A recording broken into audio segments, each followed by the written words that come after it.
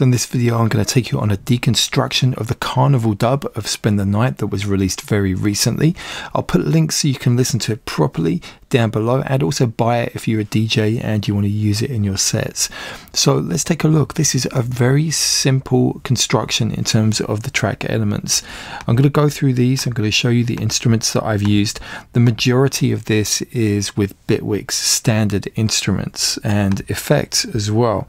So you're going to see that. We're going to go through, take a look at how it was constructed. You're also going to see how important automation is to the track, and get a real sense of how the variations occur in this. They're not really occurring musically. This is not a musical extravaganza. It's a club track first and foremost, and so the changes to the sound are occurring deliberately to provoke reaction on the dance floor. So look, let's just have a look. I'm going to play it from somewhere around here. And I'll solo some of the elements and take you through some of the decisions that I made. Now, firstly, the tempo. That's pretty fast for me, but I needed something a little bit different in the package. And I wanted to do something that kind of took me out of my usual kind of zone. And let's just take a look at what's going on. And the drum elements here, this is a kick that's programmed. This is actually triggering a single kick here on the drum machine. Okay, if I double click this drum cell, you'll see that it's opening up an instance of the sampler. And so this is really simple. That's just one MIDI track with one sound on it. Got another kick here. And this, you can see here, I was kind of randomly constructing this. There's no real proper logic to this. You know, look at that, a drum machine with one sound on this track, whereas this is another instrument track with a single sampler. So, you know, when I'm in the flow, I'm not always thinking about the logic and how sensible I am in terms of laying these things out. Anybody can see that it would have been just as easy to have had the first track with just a sampler instead of this drum machine. There's, you know, it's kind of overkill there, but it doesn't matter, you know. So the programming here, let's take a look. That's straight forward to the floor. And then this is a skippy little kick here.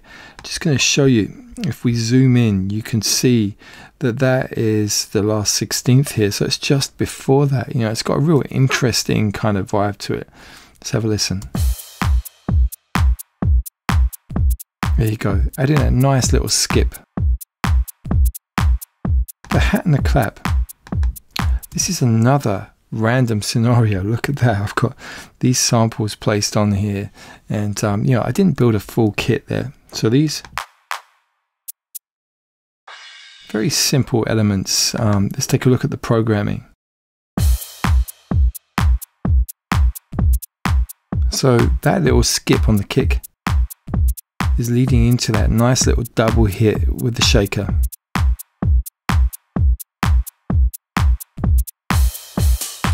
And of course, we've got the crash symbol here just to punctuate things, just to show that, you know, we're leading up to the next section. I'm using a couple of the actual samples here. And this is from one of the standard kits that come within Bitwig. And this is the Nectar cymbals. It's got a real nice vibe to them, you know, so you'll hear that I'm alternating between these various cymbal sounds, the longer sounds with the shorter sounds to create a real nice vibe.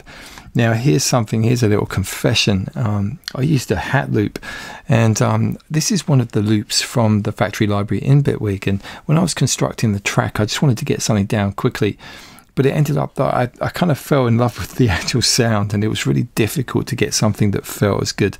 So I ended up sticking with it. So look, here we go.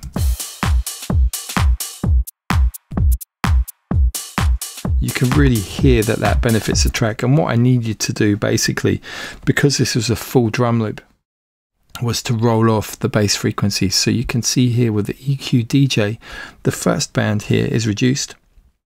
So basically we've got this turned off, everything below 344, and so that gives us that nice clean sound. Just going to turn it off. You hear that? That's actually got quite a nice bottom end on there, but I needed to give some space for the bass sound when that comes in, so it was a little bit too much, so rolling that bass off really helped. Now there is a progression, you can see this occurring, so every 8 bars there's something new coming in, so we're leading up to the point where the first breakdown occurs. And so look, just to signify that, there's an extra percussive sound coming in through a sampler here, so let's have a listen.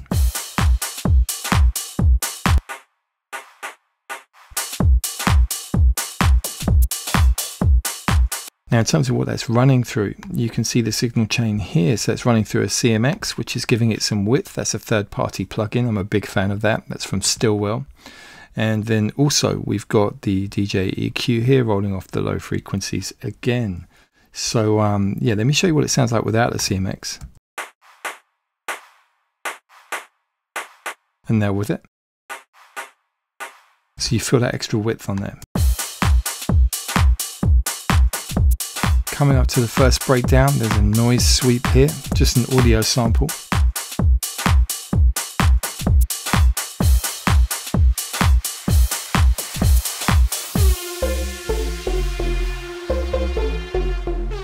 So here's the Carnival bit, this is the air horn. So this is basically an instrument in the Bitwig library. Here's the instrument, it's the FM4, and this was a preset, and basically I just adapted it very slightly. And what happens with this over the track is that there's certain things occurring. I'm just going to show you here. We've got the automation, and you can see some things going on here. And basically the other thing that I did here was to use this ability to adjust the pitch. Can you see this? You can see here the pitch rising. So this is basically introducing the pitch bend into the MIDI note there, which is amazing to be able to see that visually. And let me just show you here. Let's come in. You'll hear the pitch rising.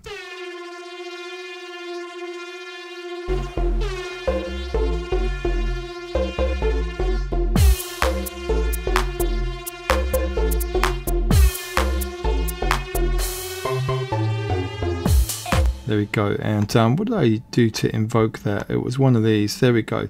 So could you see that? This is where you can turn it on and you can adjust that. So I'll do it even more dramatically so you can really hear that here.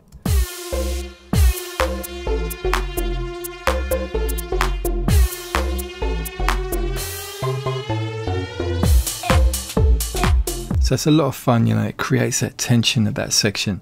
So I'm going to undo that, take it back where it was. The real main thing about this track is this bass. Okay, so look, if I solo this, and I couldn't have made this with anything else. This is a very distinct bass sound because of Bitwig and because of the polysynth. So have a listen.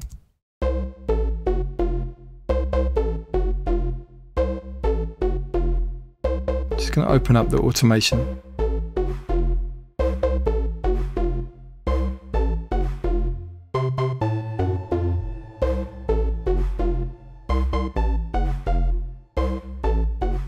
So there's a lot of stuff going on here, and yeah, this is what I was saying about the automation creating the variation in the track. Now if you come down and take a look, you can see the blue circle here, which is basically indicating the fact that there's automation on the shape of this oscillator. And then also we've got the sub here, so these are being modulated throughout the track. Just going to take this over here, watch again.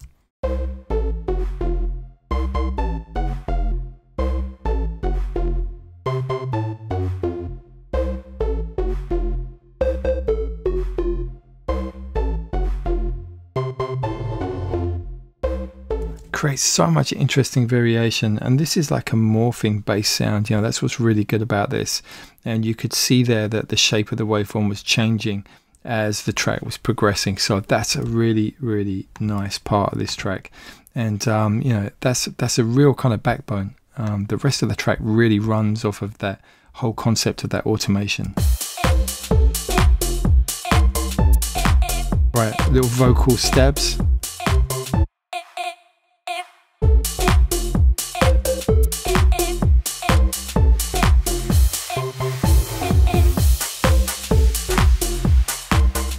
See the extra claps coming in at this point, adding the hype. And next up, coming up, we've got this Bitwig sampler library instrument called Freecast Marimba. And this is doubling up with that bass.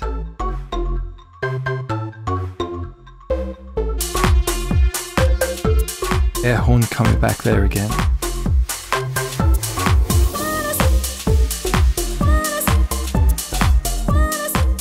So we got that vocal coming in and also the shaker. So this is introducing the main hook, and it's played and performed in a different way to any of the other mixes. So once again.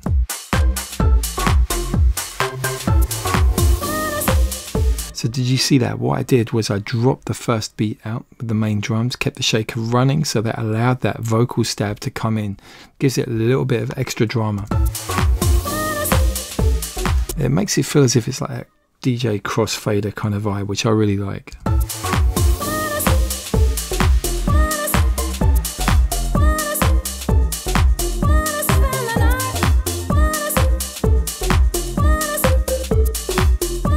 So the vocal's going to stop, stripping back the drum elements.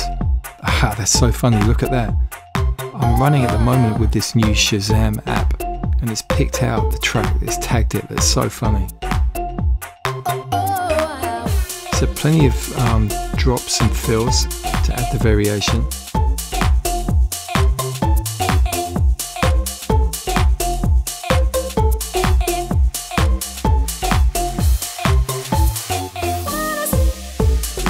Once again, a little bit of a drop, slightly different to before.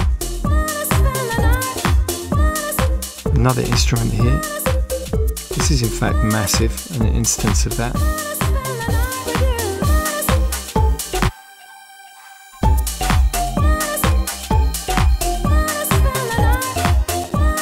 You can see the automation coming up here for the air horn.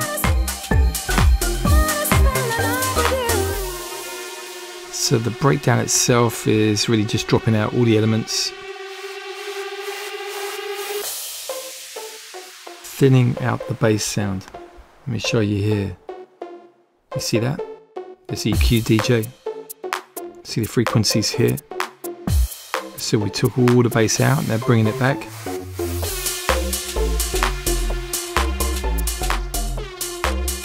You'll notice also once again the air horn pitch variation.